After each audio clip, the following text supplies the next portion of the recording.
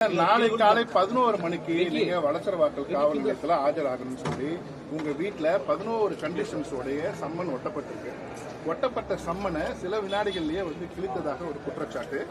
அதன் பேரில் உங்க காவலர், உங்க வீட்டில் இருந்த காவலர் அதை கிழித்தாருன்னு சொல்லி போலீசார் அவரை இப்போ கைது செஞ்சு கொடுத்திருக்காங்க. இது உங்களுடைய இதெல்லாம் அவசியமற்ற ஒரு என்ன சொல்றது, இது கேவலமான நடவடிக்கை. இதெல்லாம் அவங்க இதே வழக்குக்கு ஏற்கனவே 3 மணி நேரம் விசாரித்து எல்லாத்தையும் பதிவு பண்ணிக்கிட்டாங்க. அப்புறம் திருப்பி அதே வழக்கு தான், அப்புறம் திருப்பி அதே தான் பேசணும். அவங்களுக்கு இதில் திரும்ப திரும்ப பேசி எதை என்னையும் அசிங்கப்படுத்தலான்னு நினைக்கிறதுக்காக செய்கிறாங்க. இதில் இந்த ஆட்சியும் ஆட்சியாளர் அசிங்கப்படுறாங்களே இல்லையா, எனக்கு இதில் ஒன்றும் இல்லை. இப்போ நீ இவ்வளவு தீவிரம் கண்டுறீங்க. அந்த அண்ணா பல்கலைக்கழகத்தில் அந்த பொள்ளாச்சி பாலியல் வன்கொடுமையில் நடந்த இந்த பாலியல் இதெல்லாம் இவ்வளவு தீவிரம் காட்டலையே. நான் ஏற்கனவே ஒரு அழைப்பானை கொடுத்தாங்க, கையெழுத்திட்டு சொல்லிட்டு தான் வந்தேன். இதற்கு திட்டமிட்டேன், வர முடியாது, வந்தவொடனே வாரேன். எனக்கு வேற நாட்டுக்கு போய் தலைவராக முடியாது, உங்களுக்கு தெரியும், கடை வச்சுட்டு இருக்கேன். தினந்தோறும் உங்களை சந்திச்சுக்கிட்டு இருக்கேன். இதில் இவ்வளவு விரட்ட வேண்டிய அவசியம் என்ன இருக்குது? இந்த அரசு இது மாதிரி வேற எதுலையாவது நடவடிக்கை எடுத்திருக்குதான்னு நீங்க பாருங்க. எவ்வளவு கேவலமான ஒரு ஆட்சி அதிகாரத்தை நடத்திக்கிட்டு எந்த சிக்கல்லையாவது பிரச்சனையாவது இப்படி பண்ணியிருக்கா? வரேன்னு சொல்லிட்டேன். என் வீட்டில் என் மனைவி என் பிள்ளைகள்லாம் இருக்காங்க, அவ்வளவு பேர் வேலை செய்கிறவங்க. நான் இந்த கிருஷ்ணகிரியில் தான் இருக்கிறாங்கன்னு இங்கே பாதுகாப்புக்கிற காவலருக்கு தெரியும், அங்கே இருக்கிறவங்க தெரியும். இப்போ என் வீட்டில் போய் ஏன் ஓட்டுற சேட்டை தானே. நீ ஒட்டிட்டு போன பிறகு என் வீட்டு கதவுல இருக்கிறது அங்கே வேலை என் தம்பி ஒருத்தர் கிழிச்சிருப்பாரு.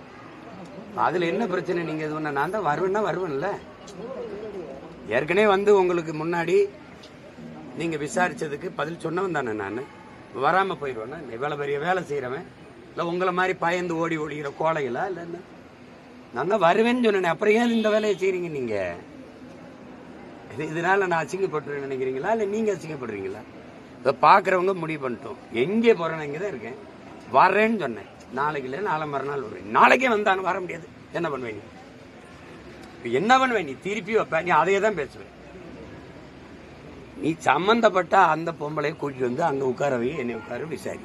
நீ அங்கே ஒன்று பேசிட்டு வருவ, அப்புறம் திருப்பி ஒன்று வருவ, அப்புறம் ஒரு வாரம் இதே பிரச்சனை வைப்பீங்க, திருப்பி கூட்டிடுவீங்க. எத்தனை நாளைக்கு? 15 வருஷமா இதே நாடகமா?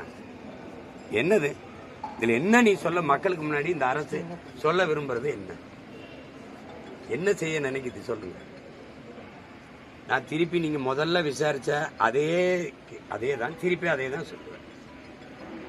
விசாரிக்கவே இல்லை, நீங்களே முடிவு பண்ணிக்கிறீங்க இதுதான் நடந்திருக்குது, இது போயிருக்குதுன்ட்டு. இது எந்த மாதிரியான தீர்ப்புகள், எந்த மாதிரியான விசாரணைகள்? இப்ப என்ன செய்யணும்னு நினைக்கிறீங்க? நீங்க ஏதுன்னு செய்ய முடியாது. சும்மா இப்படி போட்டு இப்படி அசிங்கப்படுத்தி நீங்க இவ்வளவு நேரம் ஒரு கேள்வி கேட்க நான் ஒரு பதில் சொல்ல, இது மாதிரி தான் செய்யலாம். இதுக்கெல்லாம் அஞ்சிரவணும், இதுக்கு என்ன சொல்றது, இதுக்கு பயந்து ஓடுற அளவு நான் கிடையாது. வருவேன். நாளைக்கு 11 மணிக்கு தான் வந்தாகணும், வர முடியாது. ஒன்னால முடிஞ்சது பாரு. குறிப்பா இந்த வழக்கு நீண்ட காலமா நடக்கக்கூடிய வழக்கு. ஒன்னும் வழக்கு இல்லைங்க, வழக்கு நான் தான் போட்டேன். வச்சிருங்க, வழக்கு இல்லது. சும்மா அவ்வப்போது அவதூறா ஒரு புகார். அந்த அம்மா திமுக ஆட்சிக்கு வரும்போது வரும். அம்மையார் ஜெயலலிதா 10 ஆண்டுகள் ஐயா எடப்பாடி எல்லாம் ஆட்சியில் இருந்தபோது ஏன் வரல? இவங்க வரும்போது வருவாங்க, குறிப்பா தேர்தல் வரும்போது வரும். என்னை சமாளிக்க முடியலன்னா அந்த அம்மாவை கூட்டி நிறுத்திடுவாங்க. இப்ப பெரியார் வாங்கின அடியில இவங்களுக்கு என்ன பண்றதுன்னு தெரியல, என்னை எப்படி சமாளிக்கன்னு தெரியாம மறுபடியும் இந்த பொம்பளை கூட்டி அது நான் தான் வழக்கு போட்டேன். இது ஒண்ணும் இல்லாத வழக்கு, இதை அழிச்சு விடுங்கன்ட்டு. அங்க இருந்த ஒரு மகான் அவர் இதுல இல்லை விசாரிக்க வேண்டும், விசாரிச்சுட்டுல தீர்ப்பு எழுதணும். இதெல்லாம் நடந்திருக்குன்னு சொல்லிட்டு தீர்ப்பு எழுதுனா விசாரணை எப்படி நடக்கும்?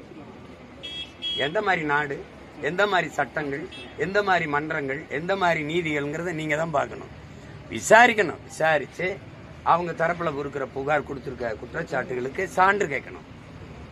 அதெல்லாம் சான்றுபடி நிரூபிச்ச பிறகுதான் இது குற்றம் நடந்திருக்கா இல்லையான்னு முடிவுக்கு வரணும். நீங்க அது எதுவுமே செய்யாம நினைக்கும் போதெல்லாம் அந்த பொம்பளை கூட்டி வர வேண்டியது, சாத்த இது பண்ணது, என்னை சமாளிக்க முடியலன்னா இப்படி ஒரு நாடகத்தை போட வேண்டியது. நானும் இந்த நாடகத்தை பார்க்கத்தான் போறேன். இது என்ன நடக்குதுன்னு பார்க்கத்தான் போறேன், நீங்களும் பார்க்கத்தான். நாளைக்கு தருமபுரியில் கலந்தாய்வு. நான் வருவேன். அந்த வளசரவாக்கம் காவல் நிலையம் அங்கதானே இருக்கும், நான் இங்கதானே இருப்பேன். என்ன அவசரம்னு சொல்லு. அவசர அவசரமா நீ வந்தது வர முடியாது, என்ன பண்ணுவேன் பண்ணி